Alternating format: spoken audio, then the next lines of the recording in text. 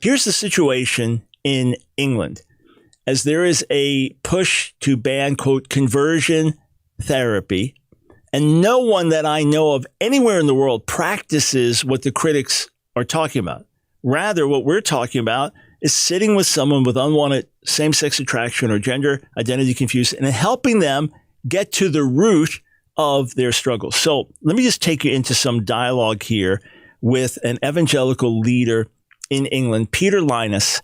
He is the UK director of the Evangelical Alliance. So he wrote to Prime Minister Boris Johnson, warning that the conversion therapy ban Johnson supports in Parliament may criminalize everyday church practices. Quote, proposals to end conversion therapy not only put at risk the individual freedom of people who are attracted to those of the same sex, but they also place religious freedom in jeopardy. This is not a concern restricted to specific practices, organizations, or ministries that provide services to people experiencing same-sex attraction, although it will affect them. This will threaten the everyday practices of churches, church leaders, and Christians across the UK.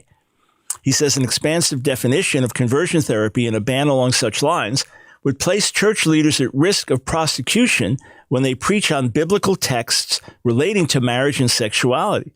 It would place ministry leaders at risk of arrest for encouraging young people to maintain chastity until marriage. And it would criminalize a member of a church who prays with another member when they ask for prayer to resist temptation as they are attracted to someone of the same sex but do not wish to act on it. Exactly. There's no exaggeration, not an ounce of exaggeration. So Prime Minister Johnson responds. You can actually see the letter where he responds. It's online.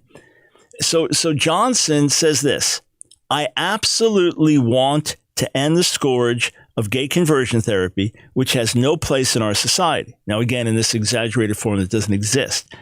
I do, however, want to assure you that I take freedom of speech and freedom of religion very seriously. As the government made clear in 2018, when we first made our commitment to end conversion therapy, we all continue to allow adults to receive appropriate pastoral support, including prayer, in churches and other religious settings in the exploration of their sexual orientation or gender identity. Like you, I do not want to see clergy and church members criminalized for normal, non-coercive activity. Okay. So he's saying, hey, we recognize that. You come to your pastor. Hey, I'm struggling with unwanted same-sex attraction. Can you counsel me, pray with me? Absolutely. Johnson says we want that protected under the law. So this article on pjmedia.com points out that not all British lawmakers share Johnson's concerns. So Labour MP Angela Eagle wrote of Johnson's letter, quote, this proposed loophole is so large, there would actively be no ban on conversion therapy. LGBT activist group Stonewall also denounced Johnson's move. Conversion therapies are a form of abuse that leads to long-term physical and or mental harm for victims. We know that half of the conversion therapy practices take place in the UK are faith-based. So any ban that has loopholes for any type of practice, including religious practices, will leave vulnerable LGBTQIA plus people at risk of further harm, etc. Now, look at this.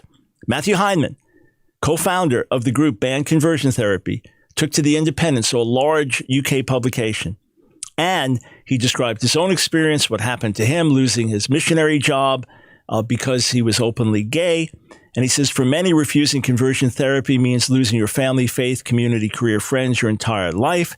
Those who resist legislation against conversion therapy often resist the idea of a prayer or a pastoral conversation being subject to the scrutiny of the law. However, if these things take place in an overwhelmingly homophobic or transphobic context, the pernicious power of prayer must be dealt with.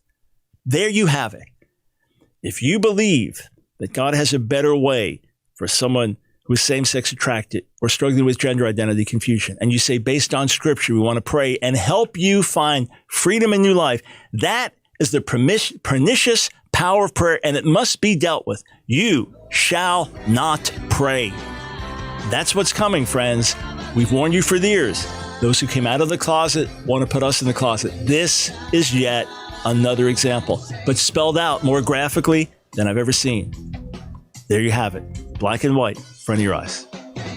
Hey, friends, I hope you enjoyed that video. If you did, click on one of the boxes on the screen, check out another one of our videos, and be sure to subscribe and hit that notification bell so that you don't miss a single video. You know, we discovered that about 60% of you that are watching our videos aren't subscribers. So subscribe today.